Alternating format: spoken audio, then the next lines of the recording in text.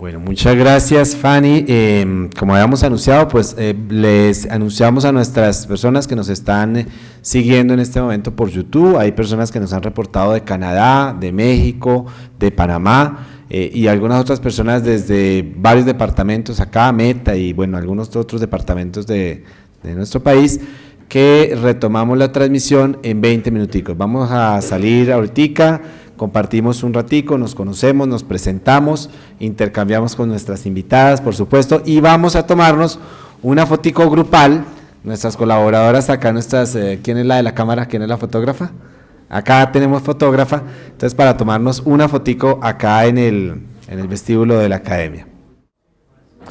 Bueno, vamos a iniciar acá con algunas preguntas que me dejaron y por supuesto también darle la oportunidad, por favor, doctor Sotomayor, si nos ayuda a presidir acá y a moderar. Yo simplemente voy a hacer acá una pequeña introducción. La idea es, por supuesto, que las preguntas, los deseos que tengan, pues digamos, de aclarar, ampliar información, bienvenidos. Acá hay una pregunta simplemente que me dejaron para Fanny. ¿Qué significa el poder en tu comunidad? ¿Qué significa? El poder en tu comunidad. Marlene, por favor, sigue. El poder político, poder de qué tipo. Una persona que tuvo que ausentarse, pero dice acá, ¿qué significa el poder en tu comunidad? Un poco de pronto, bueno, como me imagino que… ¿Aquí? Sí. ¿Ya? Bueno, realmente nosotros, si así se puede llamar poder, pero para nosotros la persona que tiene autoridad más que poder es aquella persona que posee los conocimientos, o sea, tiene que tener un conocimiento holístico muy profundo de lo que es, digamos, la naturaleza, el manejo de la naturaleza, el manejo, las reglas de convivencia. O sea, el poder está en eso. Nosotros no, allá no es como el poder de acá, que lo tiene, digamos, el que tiene más plata, el que puede acceder a cargos públicos, o no sé qué. No es ese tipo de poder que hay allá. Allá el poder es el conocimiento, el poder es la sabiduría, el poder es cómo controlar su clan, la comunidad, y el poder es el servicio. Eso es lo que le falta a esta sociedad y a los políticos que quieren tener el poder, es que ellos no aprendieron que para estar donde está, o si quieren estar donde están, ellos lo primero que tienen que aprender es que ellos están para el servicio a la comunidad y al pueblo. Yo siempre miro ese sistema de gobierno, microsistema de gobierno que se daba en la maloca de mi abuelo. Él era el jefe del clan, el cacique, la autoridad, o sea, en él convergían muchas figuras de autoridad. Pero mi abuelo tenía una humildad para servirle a los más vulnerables dentro de la comunidad. Esos eran sus protegidos. El huérfano, el anciano, la anciana o la viuda que no tiene respaldo, porque lamentablemente en nuestras culturas cuando las mujeres quedan viudas son vulnerables, ni siquiera acceden a la tierra para cultivar. Entonces, ese tipo de casos es lo que acoge la autoridad, porque es que la autoridad, el gobierno, el cacicazgo y la jefatura está para el servicio. Ese es para nosotros.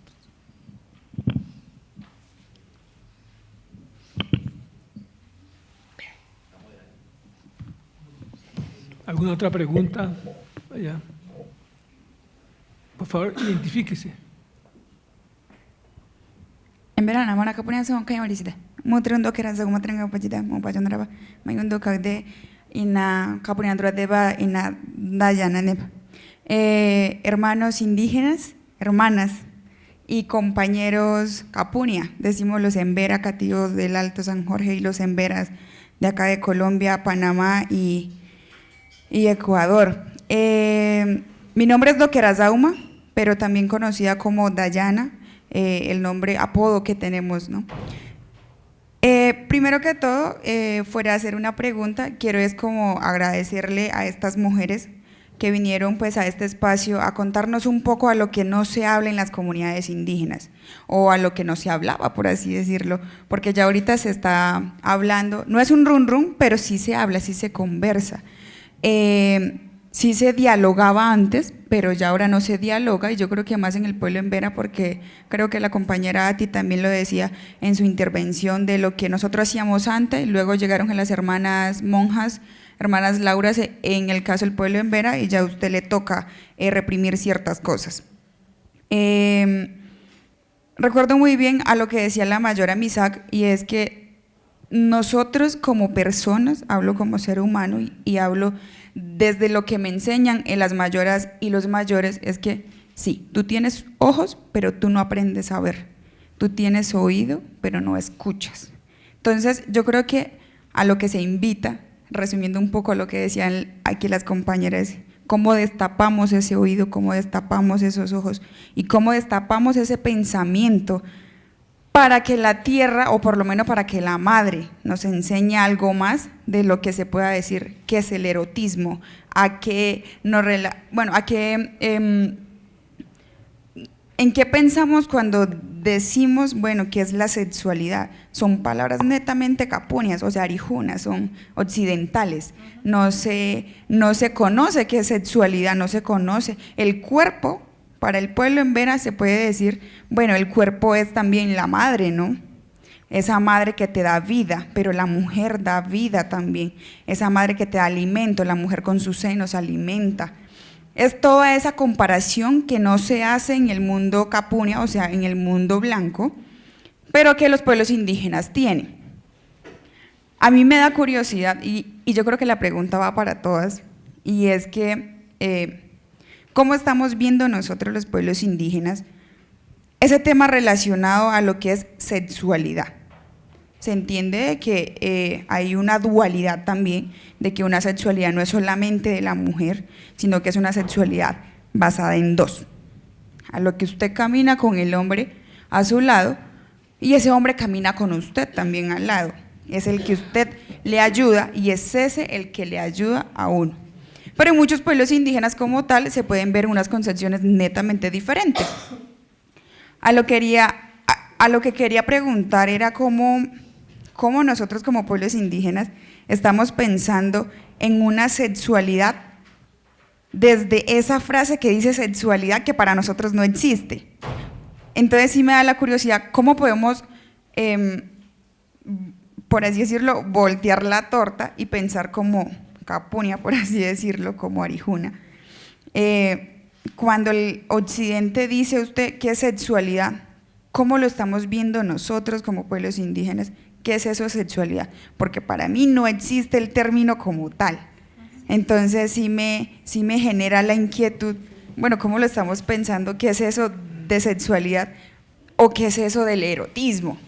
Porque son cosas que, bueno, ¿qué es eso de eso que llaman erotismo? Que yo puedo decir que en el mundo occidental, porque también tenemos esa capacidad de estar en un ambiente que es el mundo occidental, pero ¿cómo lo estamos pensando nosotros? ¿Cómo se piensa en el Amazonas? ¿Cómo se piensa en la Alta Guajira? ¿Cómo se piensa en la Sierra? ¿Cómo se piensa en el Cauca? Eso a lo que se llama erotismo, a lo que se llama sexualidad.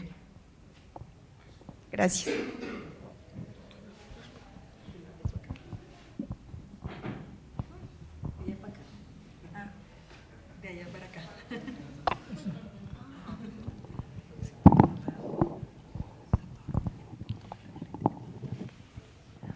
Realmente es un tema amplio. Yo creo que hoy es como un iniciar un diálogo.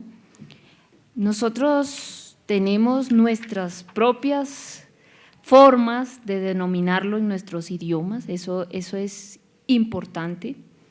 Así que estamos utilizando el idioma español para generar este diálogo intercultural.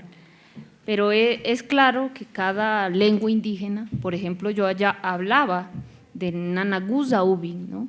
Estamos hablando de la sexualidad desde la concepción del amor del pueblo Ica, que tiene que ver con la armonía del ciclo vital del ser y los ciclos y procesos vitales de la naturaleza. Es un camino, el Seinzare. Entonces, pasa lo mismo con el tema de los derechos humanos. Los derechos humanos no existen en ninguna lengua indígena. Sin embargo, los indígenas trabajaron durante más de 37 años para que se reconocieran los derechos de los pueblos indígenas, entre ellos el derecho a la libre autodeterminación, entre otros, y se generó unos códigos. Hoy lo que queremos con el tema de la sexualidad, por ejemplo, es empezar a abordar el tema del derecho a la salud sexual, reproductiva, pero desde otra perspectiva y de una dimensión mucho más profunda, que es la experiencia que encarna cada mujer que está aquí presente, es una experiencia de vida desde sus reflexiones también en las distintas disciplinas que tienen, y desde los trabajos comunitarios que se han venido haciendo en las distintas áreas. Entonces, en el caso de Fanny, pues ya ella nos ha mostrado su iniciación como hija de cacique, su trabajo comunitario. El caso de Veda, pues todo su trabajo en el área de salud. En el caso de Marlene, pues ella es gobernadora. Yo les compartí un poquito la experiencia como comisionada indígena de paz, así que no, era una experiencia comunitaria de mujeres arhuacas reflexionando en torno a esto. Y también, pues a mí me quedan muchos detalles, ¿no?, que me gustaría darles a ustedes, porque nosotros somos también una cultura muy descriptiva, ¿no? Sin embargo, es un tema que necesita la confianza, es un diálogo que ha iniciado hoy de una manera muy bella con el doctor Sotomayor. Cuando hablamos de Eros, pues nos referimos al amor, y el amor es para nosotros la base de todo, ¿no? El universo está sostenido por el amor, desde el concepto de vista tairona, es el origen de todo, está representado en el mar, en nuestros fluidos, que son nuestras ofrendas de alto valor espiritual. A mí me ha parecido realmente muy enriquecedora esta experiencia comunitaria que he vivido con las mujeres arhuacas, porque realmente es en el espacio femenino de las cancuruas femeninas de Sabiruá donde hemos abordado estos temas relacionados con nuestras relaciones íntimas, con nosotras mismas, es decir, como sujetas, con nuestras parejas, cuando hablamos del cuidado de la semilla humana, de nuestras relaciones comunitarias. Tenemos otro tipo de feminismo que no es el feminismo occidental, es un feminismo comunitario, es un feminismo donde el vínculo cuerpo, mujer, territorio está íntimamente ligado. Por ejemplo, la vagina de la mujer es el gobierno para nosotros, ¿no? Está representada en las lagunas madres. Fue Jabasé, fue la madre del origen la que trazó un límite. Esto en el contexto político quiere decir que hoy es necesario colocarle un límite a la violencia contra la tierra, contra la mujer, contra lo femenino. Implica también el surgimiento y la formación de una educación, por eso también hablábamos del tema de la masculinidad entendida desde esta relación amorosa como el hombre que tiene la sabiduría para cuidar la belleza de las relaciones, el bienestar. A mí me ha surgido la inquietud, ¿qué tal si lográramos el apoyo para escribir? Por ejemplo, nosotros somos tan detallistas, así como tallamos en piedra para que quedara en la memoria. Incluso el tema de las posiciones sexuales tienen que ver con nuestra espiritualidad. Por ejemplo, hacer el amor por detrás, lo hacemos también para cerrar, por ejemplo, todas las partes negativas, sanar algunas cosas. Cuando juntamos toda nuestra parte frontal, todos nuestros puntos energéticos, yo pienso que la educación sexual que hoy se está impartiendo en los colegios no tiene una perspectiva intercultural, se ha limitado a la condonización, la manera como el capitalismo explota el cuerpo de la mujer y un poco el concepto del amor, creo que realmente reduce las posibilidades de las relaciones humanas, las posibilidades de la plenitud. Y entonces es un tema amplio. Yo pienso que hoy ustedes son testigos como de una primera experiencia también para mí hablar. No es sencillo este tema, pero me parece grato en el sentido de empezar a familiarizarnos con otros paisajes sonoros, con otras texturas, con otros sabores, con otros perfumes, con otra narrativa. Escuchar, por ejemplo, un hombre arhuaco enamorado es tener un universo simbólico que le toca a uno el alma. Él es el árbol, la mujer es la tierra, él es el fuego, y todo esto está asociado también a una narrativa. Yo pienso que la palabra construye realidades, genera un ambiente. Necesitamos generar y sacar del lodo las relaciones más primarias de la humanidad, más básicas de la humanidad. Yo pienso que realmente los encuentros que estamos propiciando son hechos con cerillos, no estamos encendiendo los fuegos salvajes, los fuegos de piedra, las relaciones de verdadera relevancia existencial. Así que, pues, esta intención me parece importante en el sentido que queremos provocar las transformaciones sociales a partir de un diálogo intercultural, de un tema como es el amor, como es la sexualidad, como es todo ese mundo relacional, y si es en voz de la mujer que de alguna manera ha sufrido todo el peso de la violencia simbólica sobre sus cuerpos, que ha sido despojado de su significado original, yo creo que podría ser parte de una sanación colectiva. Entonces, desde la Sierra Nevada, donde la madre tiene un rol, un significado tan importante, la madre del origen, pero también la sacerdotisa, pero también la mujer erótica, vista en una cultura donde eso no es algo peyorativo, es algo sagrado, es parte del crecimiento del ser, pues obviamente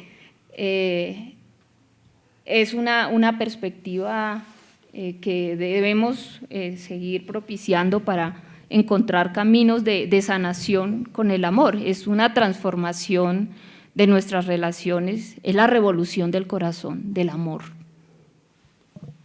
¿A ti, tú qué relación podrías hacer entre la penetración a la naturaleza por parte de la economía extractiva y el amor? Es claro que para una mujer que tiene un vínculo con su territorio, las carreteras que colonizan su tierra son vías de penetración, pero de una penetración violenta, no es amorosa, porque estas carreteras lo que viene es un modelo de desarrollo extractivo. En el caso de la sierra son más de 1.700 licencias de actividades extractivas. Entonces, tiene que ver justamente con una violencia al cuerpo de una mujer y de sus construcciones simbólicas que pasa, por ejemplo, en la Amazonía, como lo explicaba Fanny, lo que significó la cauchería. Está emergiendo toda la revolución industrial que demanda todo el caucho, digamos, de la selva y miles de cuerpos de mujeres abusados sexualmente. Pero eso no es un tema del pasado, ese es un tema de hoy, lo vemos claramente en La Guajira. El extractivismo no solamente es la geopolítica del sed, de la hambre, sino de la servidumbre también y del sometimiento de los cuerpos a las mujeres, porque detrás de eso hay abuso sexual en una cultura matrilineal. Y pienso que la narrativa, la historia, la memoria de este país no ha sido contada desde el cuerpo de las mujeres. Hay que reconstruir, y lo que queremos es invitar a rescatar las historias de vidas de esos cuerpos y cómo nos reconciliamos también de las relaciones. No queremos más, como dice Fanny, relaciones de dominación de unas culturas sobre otras, de unas culturas del amor sobre otras, de imposición, de sometimiento. Talátala, ¿cómo es? La talatá, ¿no? Vivir bien es vivir en paridad, es vivir en reciprocidad, es vivir en complementariedad entre lo femenino, lo masculino, el sol y la tierra, y eso implica reflexiones muy profundas porque justamente pensamos que empieza todo por aquí. Entonces, finalmente, desde estos territorios, el primer territorio a expropiarle al extractivismo y a la violencia es nuestra subjetividad, y a eso los queremos invitar. Marlene. Bueno, muchas gracias. Creo que pues, la pregunta está fundada en dos conceptos, ¿no? Lo que es sexualidad y el erotismo. Como es de conocimiento de la gran mayoría de ustedes, conceptos como estos y muchos que hacen parte del gobierno del mundo, estos dos creo que también hacen parte de esa gobernabilidad de los cuerpos en el mundo. Con esto quiero decir que tal cual en esos términos y sobre todo llevándolos al pensamiento y a la lógica de vida nuestra y en nuestra lengua, pues no existe tal concepto en términos ya bien puntuales, porque para nosotros, sobre todo el pueblo Misaj, siempre parte de esa sincronía que debe haber entre el saber ser y estar siendo Misaj en todo tiempo espacio. Y aquí no diferencia única y exclusivamente a ninguno de los dos, como hace rato les comenté a ustedes. Siempre están los dos. ¿Por qué? Porque una comunicación, un diálogo, un encuentro, una relación siempre es con dos o más de dos, siempre. Por eso para nosotros 1 más 1 no es 2, ni 2 más 3 tampoco es 5. O sea, tiene otra lógica porque dentro de la vida nuestra finalmente somos uno solo. Por eso se habla del can, y can es mi complemento. Nei can, ñui cane. Incluso dentro del todo el ciclo de vida al final se habla del kan shemayan, kan de gun. Y ese kan es el encuentro de las dos partes o dos seres complementarios. Por eso se habla del cha, es decir, donde se encuentran esas dos energías más otras energías. ¿Por qué? Porque la vida no existe simple y llanamente de la dualidad. O sea, nosotros, como nosotros, sabemos y entendemos que eso no es así. ¿Por qué? Porque para que exista y se dé esa sexualidad allí presente e iniciada por medio de un cuerpo heterosexual y que también se encuentra con relación a todos los demás seres, pues está totalmente interrelacionado. Está relacionado no solamente, como lo decíamos antes, con el cuerpo de dos seres humanos, sino otros seres. ¿Para qué? Para que se posibilite una vida equilibrada. En lengua nuestra siempre se ha hablado del pishin de misakmih, pishin de waramih, pishin de walmamih, pishin de mawap, pishin de gumwayasih, kumbei kumigwayasih. Entonces, eso traído a la lengua castellana siempre busca el equilibrio, siempre busca el orden, siempre llama al orden, siempre. Y ese orden se da en la medida que realmente haya respeto de todas las partes que intervengan no solamente en un momento de encuentro de una pareja. Por eso en nosotros los MISAG, yo creo que ustedes no han visto ninguna manifestación, o si la han visto, pues también creo que es el momento y el escenario que lo digan, que sí se ha visto, y es que un hombre nunca está manifestando eso que desde Occidente llaman amor, ni una mujer tampoco hace ese tipo de manifestaciones en público, porque lo que es de la pareja es única y exclusivamente de ellos dos. Aquí no está presente ni la mamá, ni el papá, ni el hijo, la hija, sino que es únicamente de esta pareja. Por eso es del can, por eso es la proyección, por eso es el encuentro de ellos dos, y estos dos son los que tienen que saber administrar muy bien esas relaciones, y para llegar a eso obviamente tienen que haberse formado de una manera muy, muy coherente y cumpliendo con muchos requerimientos en cada momento en que fue creciendo. Mucho más antes de nacer, después en el nacimiento, en el recibimiento, por ejemplo, es norma que si es varón, ya se tiene que recibir al nuevo ser, que en lengua nuestra nosotros decimos numisaj, o sea, jamás se ve al bebé, ni al niño ni a la niña, como ese chiquito o ese bebé. No se ve así, de lo contrario, para nosotros es el gran sabio. Por eso, para nosotros no existen, o sea, la edad, por ejemplo, esa categoría que tanto se utiliza dentro de la academia para hacer los distintos estudios, diagnósticos, caracterizaciones, proyectos y demás, esa categoría para nosotros no aplica, porque simplemente nosotros no tratamos de subir ni bajar nada ni a nadie. ¿Por qué? Porque todos son útiles, todos aportan, todos aprenden, todos enseñan. Y cada uno tiene su lugar.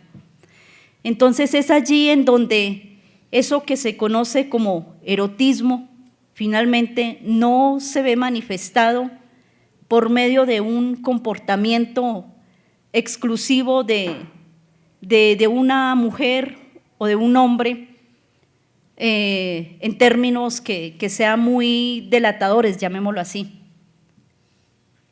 sino que siempre sobre todo dentro de la orientación que se nos da, es saber escoger esos momentos, pero hay momentos en los que se rigen, y sobre todo en el encuentro de la pareja, ya cuando todo está formalizado, todo está ordenado con la orientación de los sabios, y obviamente también con la de los padres, los abuelos y demás, personas que hacen parte de esa gran familia, que en lengua le decimos Yahweh, y cuando decimos Yahweh no simplemente es mi esposo y la mamá y el papá, sino que todos los demás que hacen parte de esa familia también es mi familia, y todo lo que tenga que ver con esas relaciones también hacen parte de esa interacción.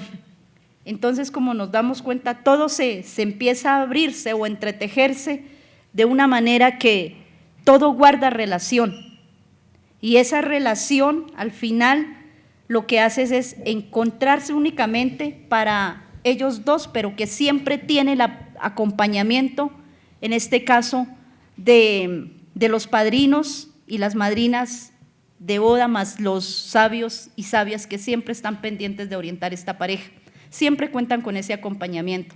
Pero entonces, precisamente, para que no se cometan algunas faltas, porque a veces se logra cometer esas faltas, y estas faltas se traducen en consecuencia no solamente para la pareja, sino en especial para esos nuevos seres que empiezan a llegar.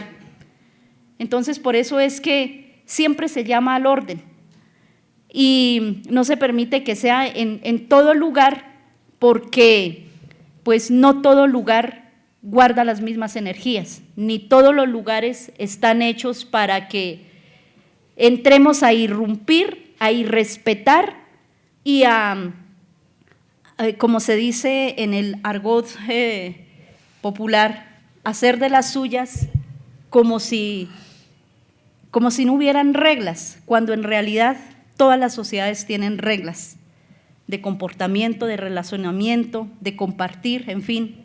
Entonces, creo que en últimas, esa manifestación del erotismo y la sexualidad siempre está muy bien ordenada, es decir, que se cumpla con unos requerimientos y que debe darse de tal manera para no sufrir las consecuencias posteriores. Y uno de ellos es, por ejemplo, lo que hace rato algunas de las compañeras y otras personas mencionaban, y son las enfermedades, por un lado integrales, que empiezan a aparecer, y también obviamente las enfermedades personales. Las enfermedades personales se manifiestan más en el cuerpo físico de las personas, y las enfermedades integrales siempre se manifiestan ya en el desorden del comportamiento social de una sociedad que no empieza a acatar órdenes dadas por esa misión de origen. Muchas gracias. Bueno, gracias, doctora Veda. Me gustaría que ampliara y hablara un poquito de la puericultura preconcepcional que usted mencionó. Ya. Bueno, antes que nada, bueno, todos hemos sido testigos de ciertas situaciones que hemos visto de cerca, el tema de embarazo en niñas, muertes maternas y violencia sexual al interior de nuestras comunidades, lo cual demanda que esa identidad que nos han transmitido nuestras abuelas al momento del encierro, al momento de ese primer momento en que, o la transición en que la niña pasa a mujer, además de transmitirle los valores y cómo debe ser la mujer guayú dentro de nuestra sociedad, se le está transmitiendo también la posibilidad de que además de que son dadoras de vida, tengan la posibilidad de elegir en qué momento están en condiciones aptas fisiológicamente, mentalmente y productivamente para hacer familia. Y también de elegir de que cuando son víctimas de violencia sexual puedan darlo a conocer a la comunidad, y sobre todo que el agresor, sin distingo de si es familiar o es ajeno a la comunidad, pueda recibir su castigo de acuerdo al sistema normativo guayú, que pueda pagar por esa ofensa de haber vulnerado pues, a una menor, sin que exista la posibilidad de que una vez pague la falta, quede saldada toda esa situación y que pueda en determinado momento quedar la niña con el agresor. Entonces se está trabajando muchísimo para que, además de transmitirles valores y de decirle a las niñas guayú en ese momento tan importante del encierro, de que son dadoras de vida, que también tengan la posibilidad de elegir. La mujer guayú es un ser muy sagrado para nuestra etnia. El hombre la concibe como un ser destinado a la procreación. No es un tema que se toca al momento de transmitirle nuestras costumbres por parte de la abuela a las niñas. El tema de sexualidad y erotismo no es un tema que se toca. Tampoco se toca entre la pareja, la mujer guayú y su compañero, su marido, tampoco es un tema que se toque. También hemos tenido, bueno, desde mi experiencia como médica, muchísimos dilemas. Y eso se ve en el ejercicio de nuestra profesión. Al momento de atender un parto, cuando la guayú asiste al sistema de salud colombiano, al momento de atender el parto, imaginémonos dos escenarios. Ella lo tiene en su comunidad con la partera acompañada de su mamá, y lo tiene en una institución de salud que no tiene una atención diferencial, ni tampoco tiene conciencia pues, de la realidad sociocultural de nosotros los guayú. Entonces está ubicada de una manera occidental, está el médico, está la enfermera, está el auxiliar, el pediatra que recibe al niño, está expuesta. En el momento del parto no se está así. Entonces siempre está como, pues a veces se ve que es muy complicado porque está tapándose todo momento, pero es que todos debemos estar contextualizados de cómo se concibe este tema de sexualidad, sin que esté con ello enfocado el tema de sexualidad para nosotros en el tema en el tema anatómico, en el tema de órganos sexuales y en el tema de al momento de la interacción de determinadas posiciones. lo cual demanda de nosotros, mujeres y profesionales guayú, ser esos instrumentos que permitan cambiar esa mirada, que sin tocar también agrede la dignidad de una mujer indígena. Como les decía, pues los términos de sexualidad y erotismo son términos para nosotros arijunas. Toda esa transmisión de valores, al igual que en los otros pueblos indígenas, también es tradición oral. Y quienes realizan, también de elegir, porque al momento de que se tiene el parto, la parturienta recibe de parte de las parteras medicinas tradicionales, que también en donde ella tiene la posibilidad de elegir si quiere quedar embarazada enseguida o si quiere quedar embarazada cada cierto tiempo, lo que ella disponga. También tener la posibilidad de elegir si no quiere tener más hijos. También se está trabajando muchísimo esto, el tema de educación. Si no se quiere tener más hijos, si ha tenido, si considera ella los suficientes hijos, y que pueda recibir pues su medicina tradicional. Les cuento un poco de la experiencia que nosotros tenemos. El sistema de salud nos exige que mandemos las estadísticas de cuántas mujeres tenemos en los programas de planificación familiar, cuántas con anticonceptivos orales, inyectables, los implantes subdérmicos, etc. Nosotros siempre estamos, como decimos allá, rajados en eso porque no tenemos tantas mujeres. Y cuando le presentamos el listado de cuántas tienen, cuántas están recibiendo anticonceptivos de manera tradicional, entonces no se le da el valor que corresponde. Y eso hace parte de la posibilidad que tenemos las mujeres de elegir y hace parte también de ratificar la dignidad que tenemos como ser humano y más como seres sagrados de nuestra etnia. Cuando le decimos que reciben en anticonceptivo tradicional, entonces vuelve la pregunta, ¿en qué consiste? ¿Cuál es la fórmula magistral? Entonces vuelve la discusión. Nosotros, bueno, como institución de salud, como médicos, que también hago parte pues de la parte que he recibido formación de la parte occidental, estamos en una investigación en donde un ginecólogo, no fue fácil conseguir un ginecólogo sensible a estos temas, estamos haciendo una evaluación mensual. ¿Qué es lo que pasa? ¿Qué es lo que produce esa medicina tradicional? La jawapia, ¿hay alguien guayú aquí conmigo? Jawapia sonería, se llama jawapia. ¿Cuál es el efecto que produce? Entonces el ginecólogo con los médicos, somos 5 médicos en la institución, estamos haciendo la evaluación de la paciente, el rastreo ecográfico, ¿qué es lo que está pasando? ¿Cuál es el efecto que tiene esa medicina tradicional? Vuelvo y ratifico, hace parte de la capacidad que tenemos de seguir siendo libres sin importar el contexto donde nos encontremos, sin importar el país donde nosotros estemos.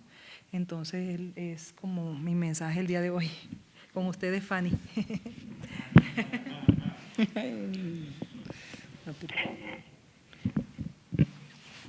Para hablar de erotismo.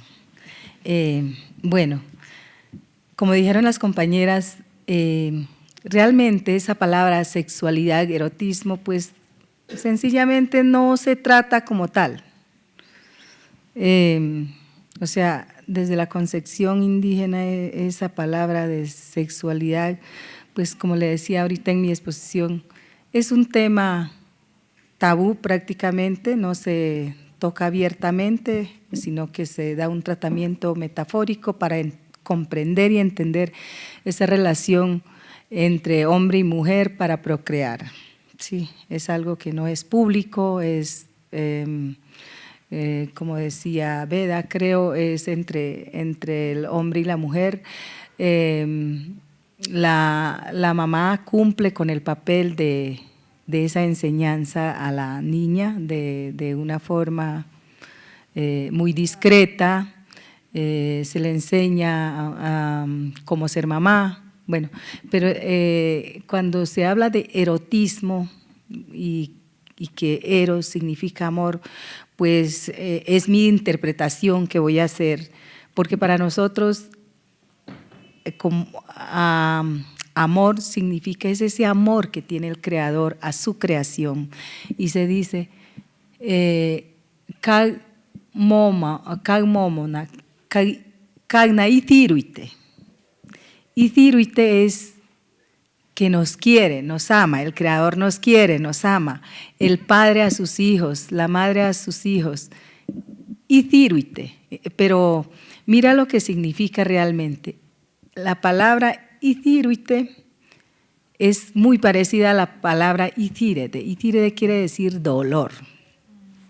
Entonces, uno escucha es que a la mamá le duele sus hijos, de ahí viene, le duele, y es ese amor, seguramente ese erotismo que digo, o será, pues yo siempre he tenido esa interpretación y además no he podido, como ese desencuentro entre ese amor, el amor entre parejas, para mí no es amor. Para mí eso es pasión, son sentimientos que no es amor, porque es temporal. En cambio, el amor del padre a sus hijos, de la madre a sus hijos, del creador hacia nosotros, pues en nuestra cultura se dice, itire de fuenica guía de duere entonces, al padre le duele cuando le pasa algo malo a sus hijos. Entonces, eso para mí, eso es lo que en Occidente se debería llamar amor. De resto, para mí es pasión, enamoramiento o algo que se da ahí, pues, pero que con el tiempo pasa. Por lo menos yo lo entiendo así y lo veo así, se experimenta así. Entonces, a eso no se le puede llamar para mí amor. Amor es eso que duele, que siente, que es parte de eso.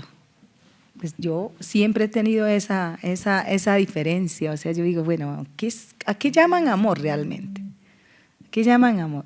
Entonces, esas dos palabras de sexualidad y erotismo, pues no tiene una explicación en mi cultura. Entonces habría que mirar como desde esos sentimientos, desde esa visión de cómo se quiere a las personas, cómo se respeta. Sobre todo, ese amor tiene que basarse en el respeto, ¿no? En el reconocimiento al otro y digamos como esa reciprocidad de sentimientos que se da entre los seres, entre el creador y los indígenas para nosotros, entre nuestros padres y nosotros con ellos. Para mí es una relación que de un sentimiento que duele, que es el amor, diría yo.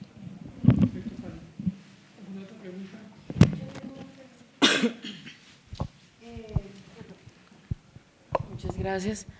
Buenos días, de verdad que es muy grato poder escuchar la perspectiva de cada uno de ustedes en estos temas tan coyunturales.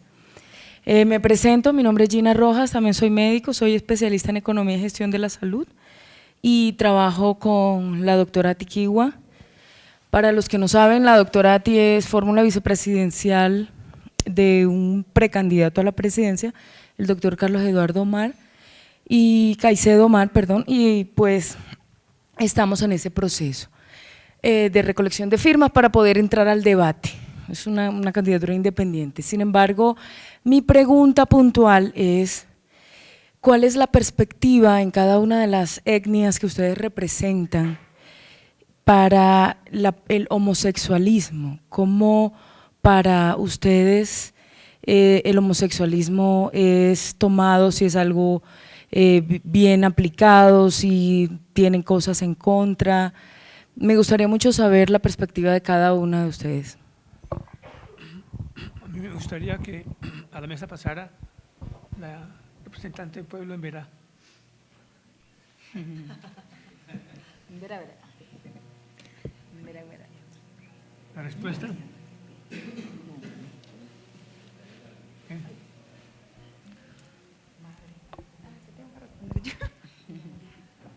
¿Entro respondiendo? ¿Así es? Sí.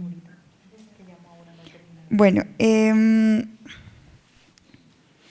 yo creo que ese es un tema súper amplio porque precisamente para poder graduarme me hice esa misma pregunta. Bueno, ¿cómo se ve desde los pueblos indígenas, o por lo menos desde el pueblo embera, cómo es visto el tema de la homosexualidad? Pero como ya hemos dicho, esos términos no existen, ¿no?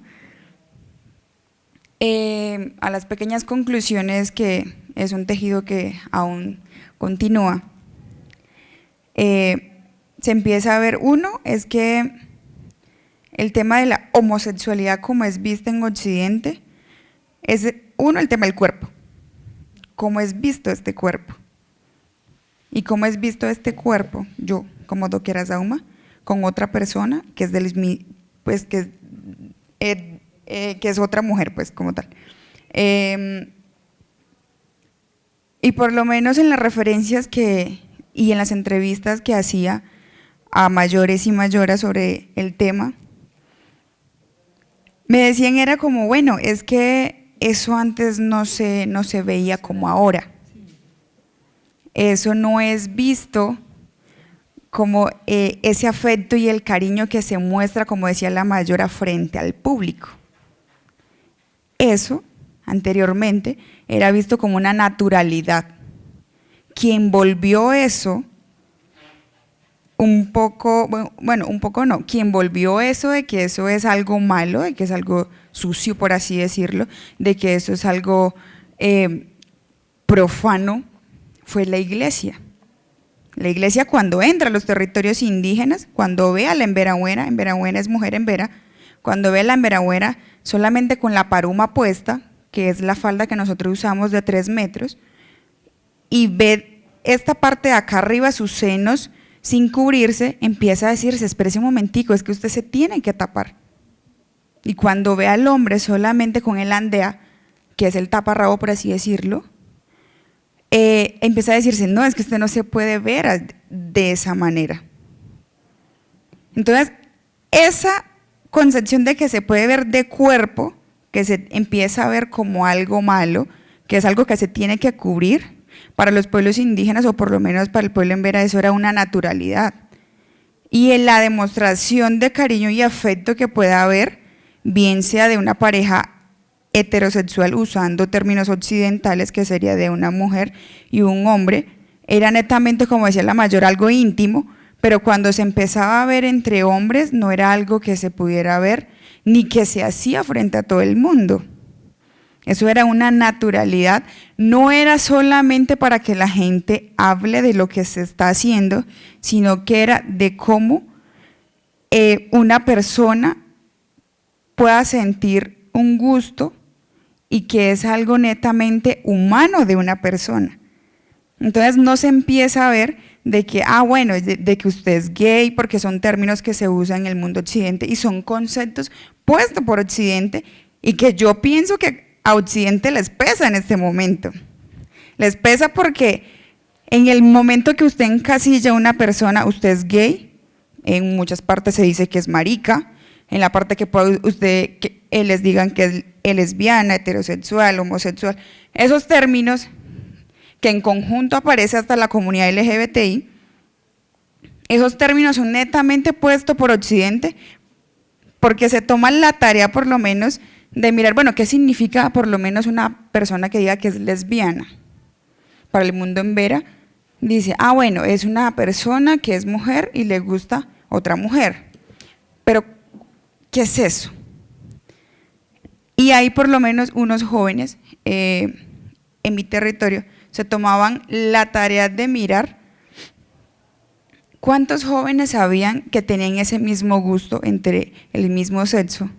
Y ellos decían, es que no se empieza a ver como algo malo, sino que es una naturalidad del cuerpo que empieza a brotar, pero Occidente te metió en la cabeza de que eso es malo y sucio, de que eso algo no se puede. Es más, el cuerpo de una mujer en el mundo Occidente, si no me equivoco, es comercializable, es algo que no tiene valor, por así decirlo, mientras que en los pueblos indígenas una mujer es una persona, no es solamente la que da vida, sino que tiene un entorno de todo y tiene una integralidad tan bonita y es vista como una persona, como les decía ahorita, que camina en conjunto no solamente con el hombre, sino que le da la mano para que esa persona camine. Y es en donde empiezan a hacerse las familias.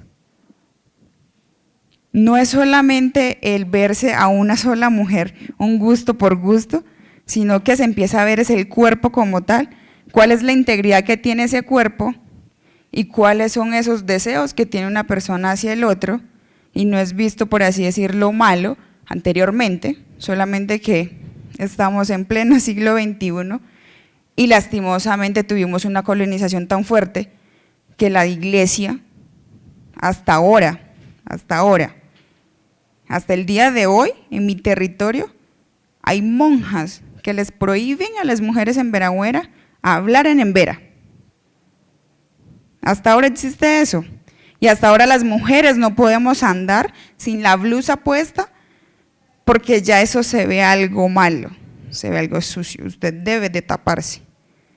Mientras que para nosotros, el usted estar pintado con jagua, que son esa tinta negra, que es la camisa puesta, que es la protección para nosotros, que usted no necesita ponerse una blusa para sentirse protegida, sino que la jagua tiene el poder suficiente para usted decir, es que mi cuerpo no tiene que estar tapado por una ropa, sino que la jagua tiene la función de cubrirte la piel, y no solamente cubrirte, sino de el tan solo hecho de protegerla de cualquier picadura que usted pueda sentir en el cuerpo. Y ahí empiezan a hacer desde que antes de la concepción, cómo se piensa también eso. Un solo ejemplo para terminar, y es que una vez yo le decía a mi mamá, ¿cómo sería yo si fuera hombre? Y mi mamá decía, pues el cómo sería no existe. Usted es. Entonces yo decía, ¿usted sabe por qué yo sufro tanto de cólicos menstruales cuando estoy en luna? Y ella me decía, ¿sabe por qué? Porque muy posiblemente yo, siendo tu madre y tu papá, pudo haber pensado o quería que tú nacieras hombre y tú naciste siendo una mujer. Y es por eso, esas cosas que no se han sanado, y me alegra que usted me pregunte eso, porque usted y yo necesitamos conversar, y necesitamos conversar los tres. El cuando usted estaba acá, ¿qué pensamos nosotros? Si nosotros queríamos que usted fuera un niño o una niña. Mi mamá nunca fue donde el médico, nunca, eso sí, ella nunca tuvo lo que se llama control ni nada de eso. Entonces mi mamá decía, yo no sabía, yo solamente sabía que estaba en embarazo, y ya cuando usted nació, yo supe que era una niña, pero nunca tuve como que esa intención de que tú fueras una niña o un niño, pero tu papá sí quería que pronto tú fueras un niño, y es por eso que ahora, ya que tú tienes el tiempo de tener la menstruación, de ver luna, es cuando te dan esos cólicos, pero eso se tiene que conversar y eso se tiene que sanar a lo que llama a ti, lo que es armonizar el cuerpo. Y todas las personas deberían de armonizar el cuerpo. Y es por eso que también mi madre decía, posiblemente por eso existen muchos homosexuales, muchas personas que puedan decir, ve, yo pude haber nacido siendo mujer yo, pero yo quiero sentirme como hombre. ¿Por qué? Porque es que sus padres, hubo un pensamiento y una intención antes de que esa persona naciera. Gracias. Gracias. Doctores, aquí, ¿qué dice Veda?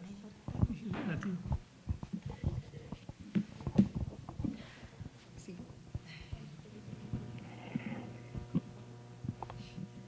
Bueno, desde la perspectiva de identidad wayú, no es bien visto el tema de homosexualidad. No es bien visto, de hecho, nuestros mayores, Alagrayu, cuando interactuaban con ellos, cuando alguien mostraba claramente su ¿cómo? Sí, su tendencia, ellos se sentían que estaban como, que podían estar impregnados de una mala energía. O sea, coloquialmente decían, ay, me va a salar, ya. desde el punto de vista, como decías, de perspectiva de mi cultura wayú. Personalmente, el hecho de ejercer mi profesión y sobre todo de trasegar como mujer wayú, le concedo pues muchísimo valor al tema del respeto. Y profesionalmente ha sido me he marcado en ese proceso y ha facilitado pues que muchísimos miembros de mi comunidad puedan acceder a procesos de salud enfocadas en protegerlo, enfocadas en darle información para promover la salud y prevenir que se enfermen. Nosotros hicimos una investigación con la Universidad de Antioquia del año 2011 al 2015, denominado Prevención, Diagnóstico y Tratamiento del VIH en una comunidad indígena de Maicao. No quiero decir con eso que VIH es igual a homosexualidad, no. Lo que recordaba eso y les compartía porque para nosotros desarrollar ese proyecto debimos surtir un proceso muy importante que generara confianza de nosotros con la comunidad y de saber de qué manera podíamos abordar ciertos temas con muchísimo respeto, bien inmersos en el contexto nuestro y que no generara pues resistencia porque sabemos que tiene implicaciones desde el punto de vista de salud y de permanencia de nuestras comunidades. Con muchísimo cuidado, como no me acuerdo cuál de las compañeras hablaba el tema del huevo, era tan delicado. ¿Fuiste tú, Fanny? Sí. Tan delicado ese tema porque de no hacerlo así, pues también corríamos el riesgo de ser ofensivos con nuestra comunidad y que también fuéramos sujetos de pagar por la ofensa tal cual como se hace en nuestro sistema normativo. Entonces, como lo concibe nuestro wayú, alagrayu anciano, no lo ve bien, pero como mujer wayú es necesario que nuestra gestión como wayú y como profesional sea incluyente y todo en el marco del respeto desde lo que somos, desde lo que tenemos.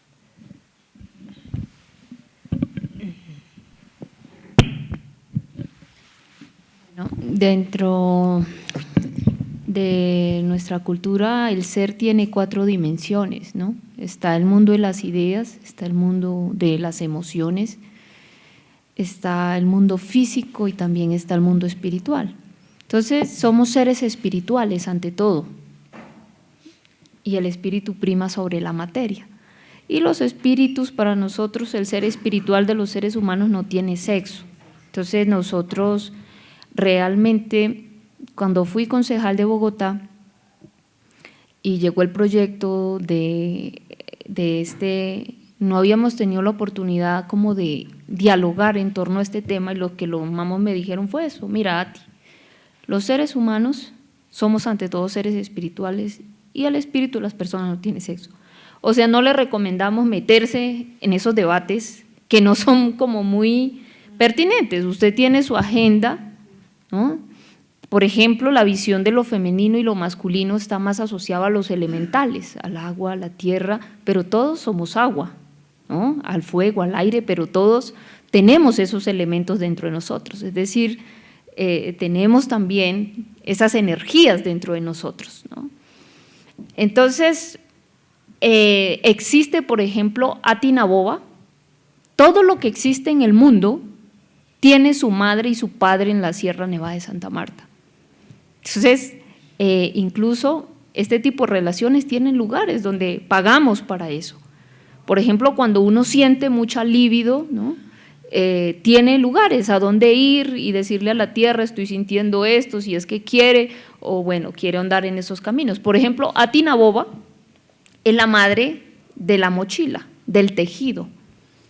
Está representada en Laguna, pero es también la madre del canto, de la alegría, de la música, de la belleza, pero también es la madre de la prostitución, y no hay ningún problema, es una madre con muchas virtudes.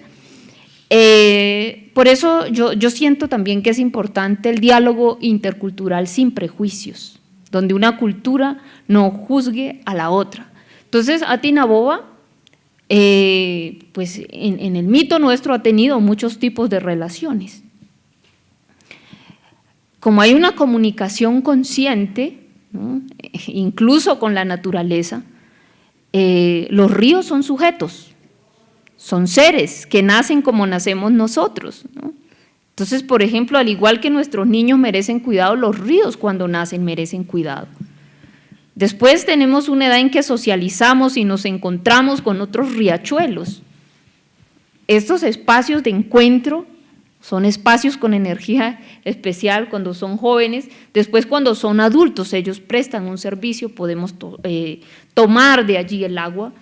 Hay pozos que se forman, los yucunumas sagrados, ¿no?, para hacer esta serie de pagamentos, este tipo de relaciones, y llegan a su edad anciana al mar. El mar para nosotros es como el Macuriba, es el encuentro de estos fluidos de la vida. Por eso, para nosotros, todo esto, nuestra relación con el mar, que está representada en las conchitas del mar, tiene que ver con todas esas energías del amor de la naturaleza expresada en estos fluidos, en el agua. Y el agua realmente se mezcla con la tierra, que también es femenina, ¿no? Entonces, es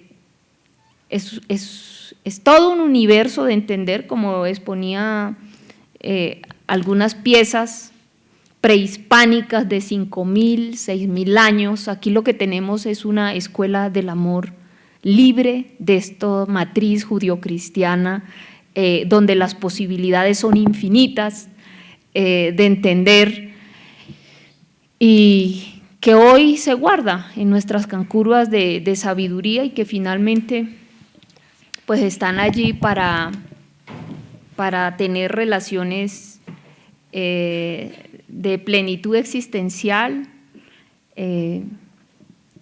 Entonces, pues yo lo dejo ahí. Perfecto, yo pienso que es tarde, las 2:30. ¿Alguna pregunta? Catherine.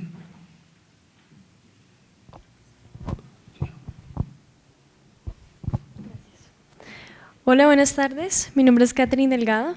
Soy psicóloga del externado. Ya estoy en Ascuas para el grado. Me siento primero muy honrada de compartir mi tiempo y mis pensamientos con sus conocimientos y de compartir mi existencia como mujer con su existencia como mujer también. Mi pregunta va en dos direcciones. Quisiera saber cuál es la concepción a nivel espiritual de un individuo que ha tenido varias parejas sexuales. ¿Cuál sería la correspondencia espiritual en ese sentido? Y dos, ¿cuál sería la concepción acerca de la poligamia, de la convivencia consensuada con varias personas también a nivel sexual, emocional y espiritual? Gracias.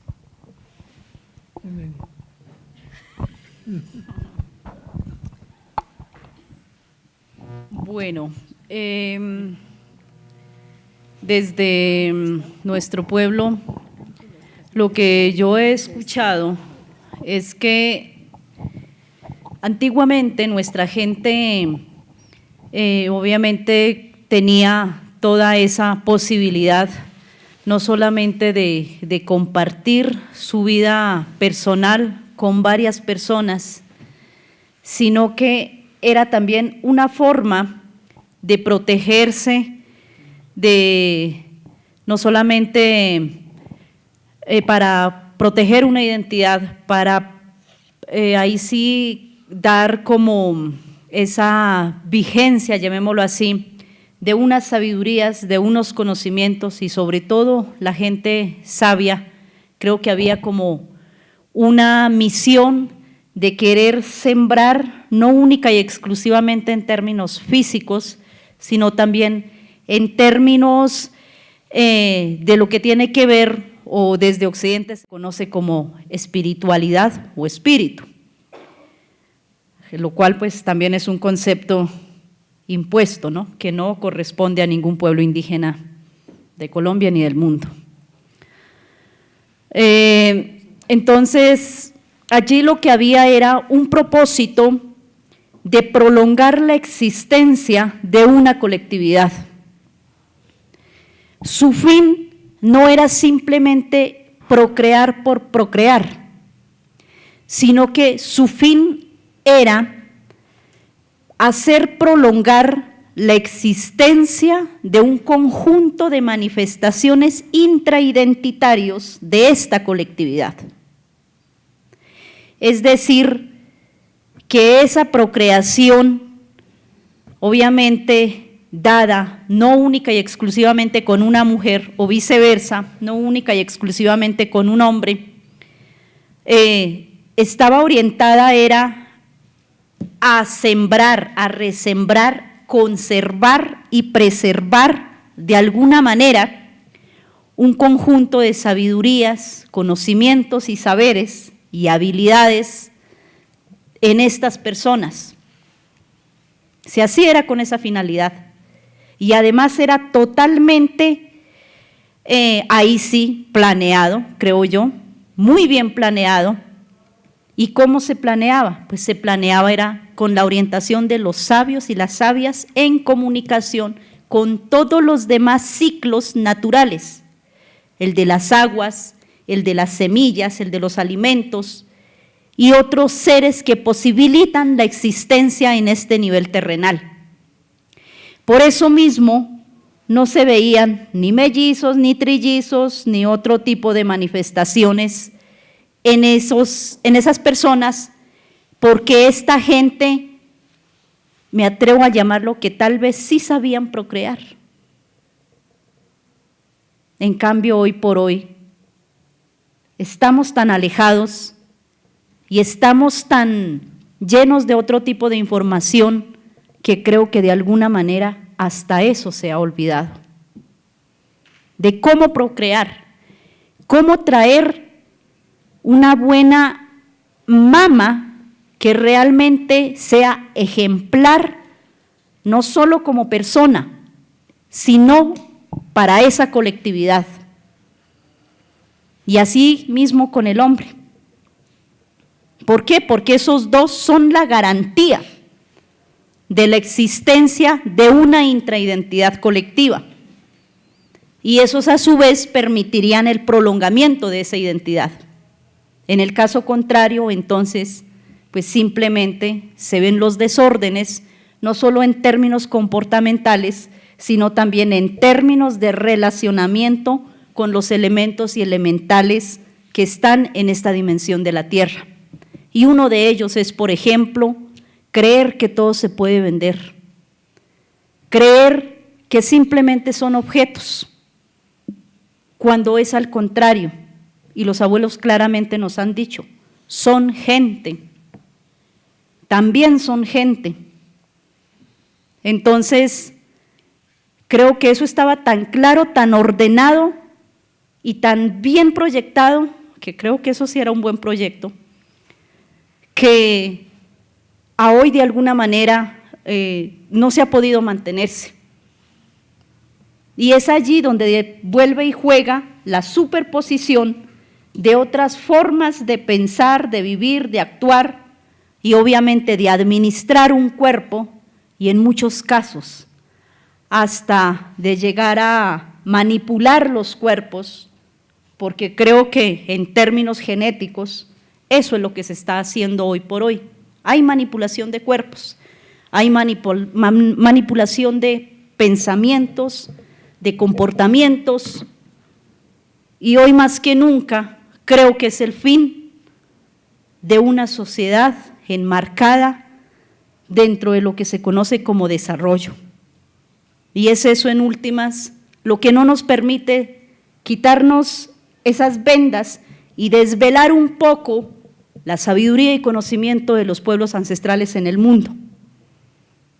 Y creo que es allí en donde realmente tenemos que retornar, caminar, regresar para poder reexistir como humanidad, pero que sea una humanidad que realmente cumpla su misión de origen. Entonces, pienso que, pues, personalmente no me toma de sorpresa porque no es ninguna sorpresa, siempre nos la han compartido y aún existen identidades que mantienen ese tipo de relacionamientos. Muchas gracias. Yo quisiera ampliar, doctor Soto, un poquito. quisiera hablar un poco del individuo que tiene varias parejas desde la cosmovisión Ica.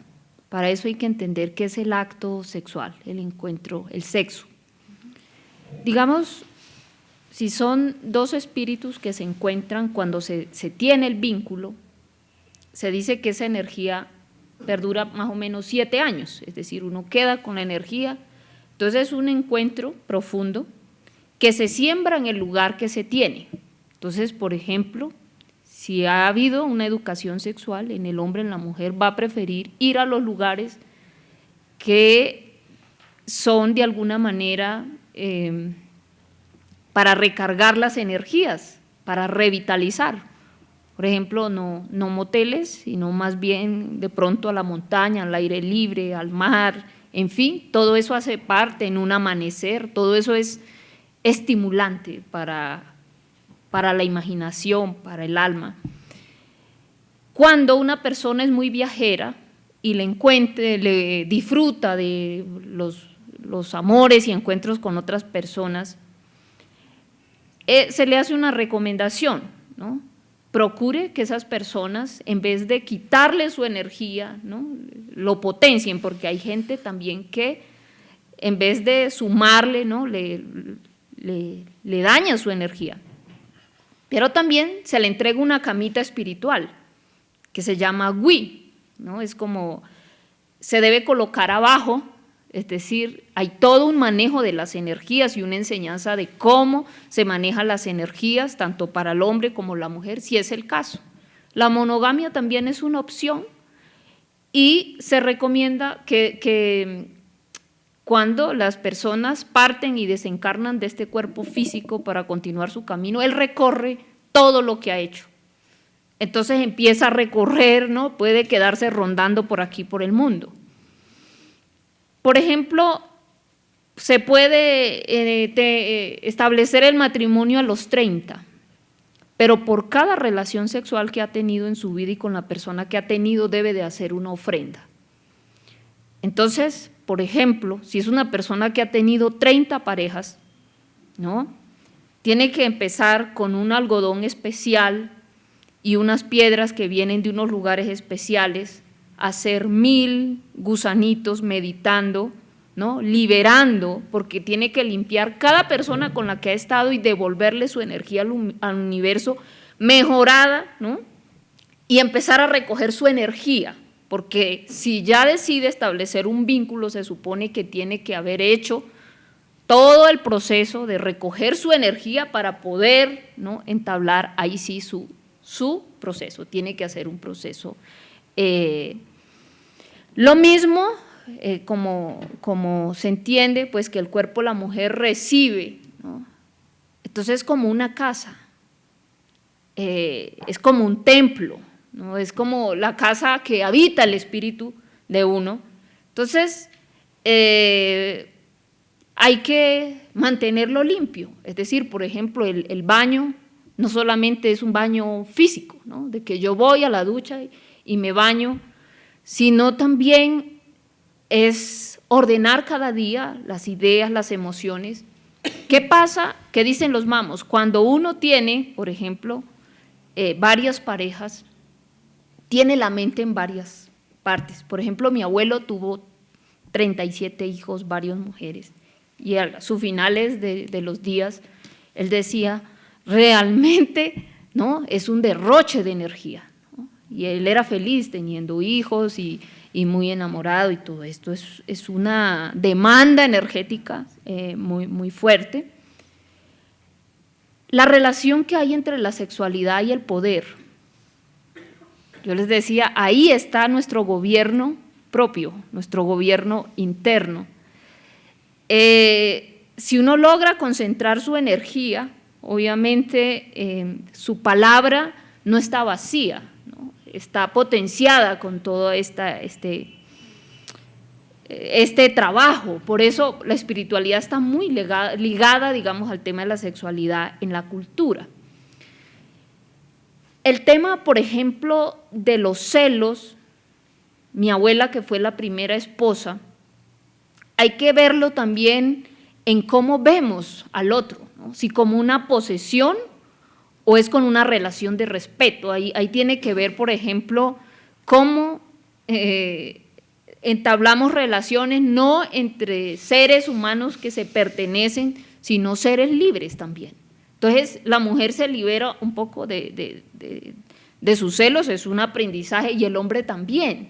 Entonces, por ejemplo, cuando uno analiza el tema de la violencia intrafamiliar, casi es que la maté por puta. Y el argumento, si uno mira el origen, tiene que ver con ese sentimiento de poseer, de propiedad privada, es que es mía y que nadie me lo toque, es mi territorio, es mi cuerpo. Y realmente cuando se cosificó la tierra, ¿no?, se despojó de su significado divino, empieza cuando se forja el hierro y todo esto, no solamente a poseerse a la tierra, sino que todas estas conquistas, por ejemplo, de abusos sexuales contra otras culturas, viene con este concepto, con esta carga, ¿no? Si yo tengo la fuerza, yo puedo simplemente, el pene como arma cortopunzante, y no me interesa pues entablar una relación armónica, intercultural o de diálogo, simplemente. Entonces surgen unas patologías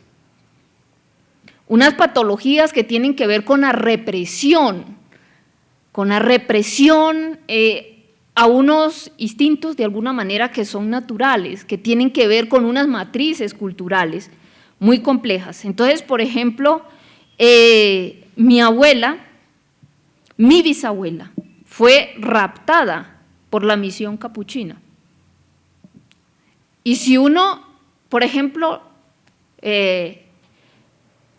habla con las personas que salieron de este sistema educativo, le empiezan a inculcar, obviamente, una serie de situaciones y empieza a experimentar, ahí sí, los celos, una serie de situaciones que van haciendo muy infeliz.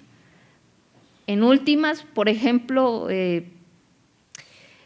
el grado como de satisfacción que se logran entre las relaciones parecen que cada vez se deterioran más. O sea, para nosotros la evolución también está muy asociada a establecer relaciones saludables con otros conceptos.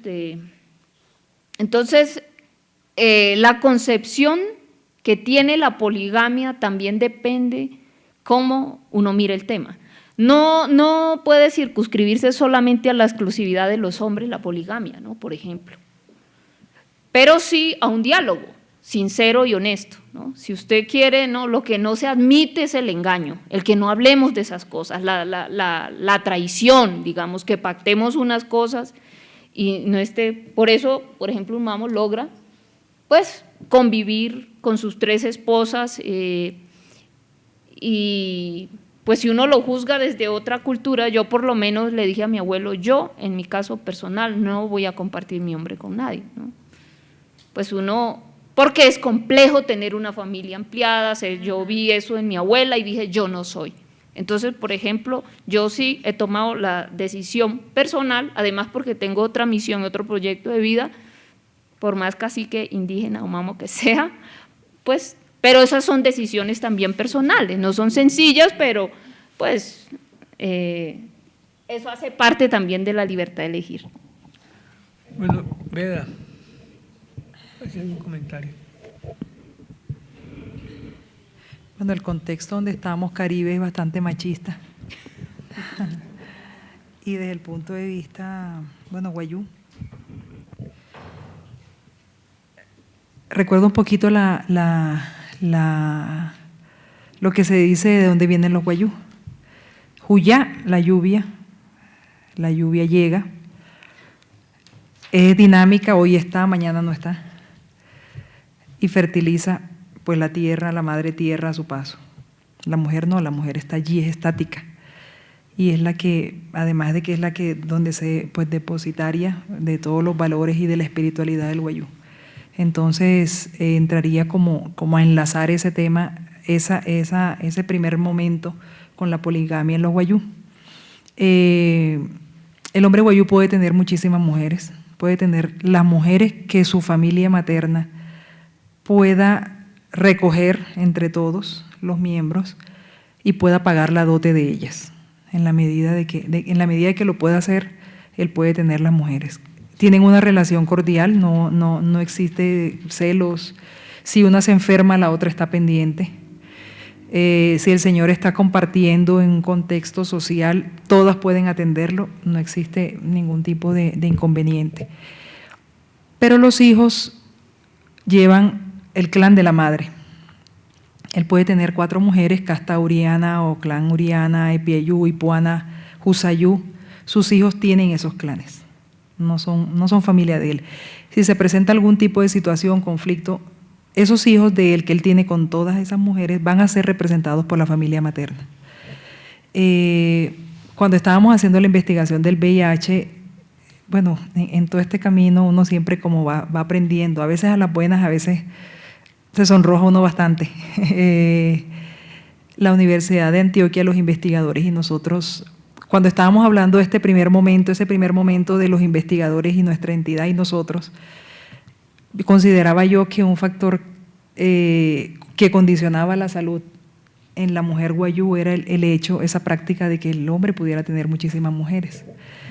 La Universidad de Antioquia me bajó de esa nube y me dijo, no, el hecho de que pueda tener varias mujeres siempre y cuando esa práctica se haga en un contexto bien de la cultura guayú es un factor protector. Que de pronto, sí, puede transmitir otro tipo de enfermedades, no sé, otras infecciones. Unas infecciones, recibió tratamiento, listo, sigue, se me salió lo costeño, y sigue su vida normal. Pero si es el guayú que está en su comunidad, en la ranchería, con sus 2 o 3 mujeres, es un factor protector si él no sale de allí. Pero si es el guayú que trabaja en Maicao, que va a Venezuela, que, bueno, no todos tienen la posibilidad de estudiar, no todos tienen esa posibilidad.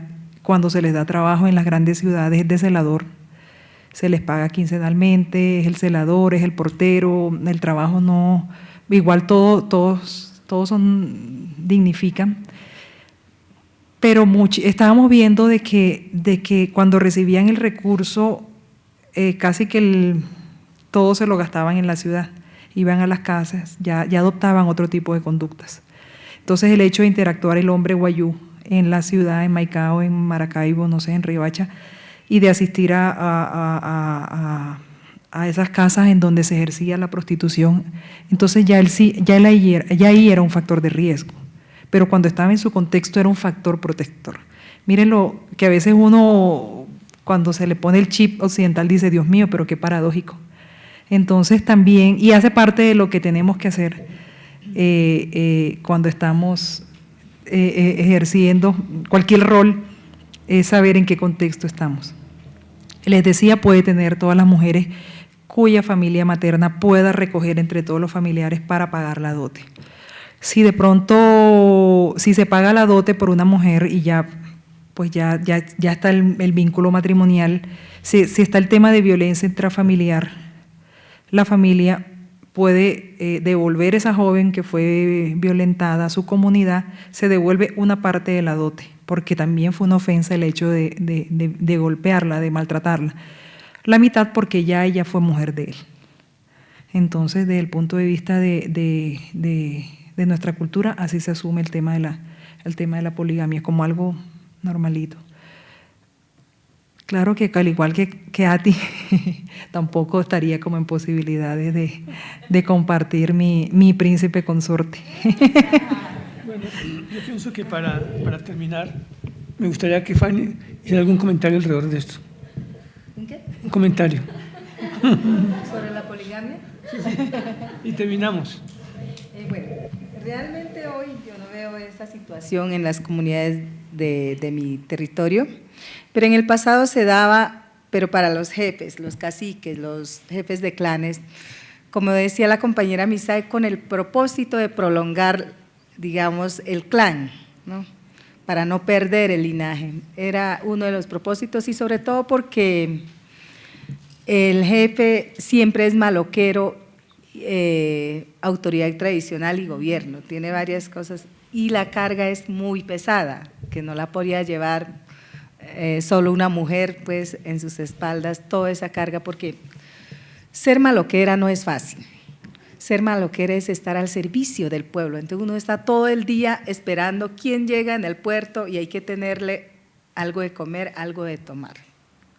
Esa es la cultura de la maloca. Entonces es una carga supremamente pesada, entonces una de las estrategias era tener varias mujeres, una que se encargara de una cosa y otra, y pues también con el fin de tener varios hijos, que no se acabara el clan en poco tiempo. Entonces ese era como uno de los propósitos, pero hoy eso no se ve, porque también vamos perdiendo muchos maloqueros ya no tenemos mucha autoridad tradicional, los sabedores se nos están acabando, creo que tenemos en la zona donde yo vivo solo 4 sabedores. Bueno, mil gracias por la asistencia, quiero que el doctor cierre el evento. Bueno, muchas gracias. Pues los últimos 3 minuticos para comentar 2 cosas. Primero, agradecer a nuestras panelistas, decirles que pues realmente ha sido muy honroso y un honor tener su presencia, su sabiduría, compartirla, por supuesto, aprender, darnos la oportunidad de aprender. Este espacio, digamos, sabemos que no todo el mundo puede venir por situaciones de compromisos, pero con el apoyo acá de nuestro colaborador Jason y de todos los colaboradores de la academia, estaremos compartiéndolo pues en diferido posteriormente. Decir que mañana es 12 de octubre, ¿cierto? Mañana 12 de octubre, el descubrimiento supuestamente de América, que comenzó pues por algo muy científico, podría decir, una inquietud de que el mundo era, ¿cierto?, de que el mundo era redondo, pero terminó siendo una cuestión más de orden económica, donde terminamos invadidos, yo no diría la conquista, sino que fue la invasión, ¿cierto?, y el despojo.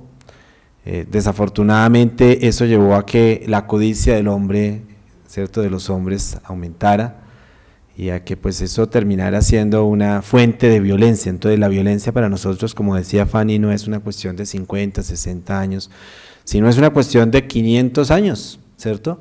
Y donde nosotros tenemos que darnos esa oportunidad de empezar a redescubrirnos. Yo diría que ahora es un redescubrimiento de nuestras raíces, empezar a recuperar nuestra dignidad y empezar a entender que justamente el momento de la nación nos obliga a ser dueños de nuestro propio destino. Entonces eso implica una recuperación de la soberanía, y parte de esa recuperación de la soberanía es en el ejercicio del poder. Podemos perfectamente seguir el camino que pues venimos trazando a través de una economía extractiva, ¿cierto?, donde se degrada el medio ambiente, donde nos agredimos entre nosotros, o optar por opciones pues mucho más armónicas, ¿cierto?, para nuestro país. Finalmente, compartir con nuestras panelistas, vamos a entregarles un libro que el Instituto de Estudios Políticos de la Universidad Nacional nos brindó para compartir en esta ocasión: Derechos de personalidad jurídica y participación política de los pueblos indígenas en Colombia. Entonces le hacemos entrega a nuestras 3 panelistas y un aplauso para ellas y para todos nosotros por haber estado presentes.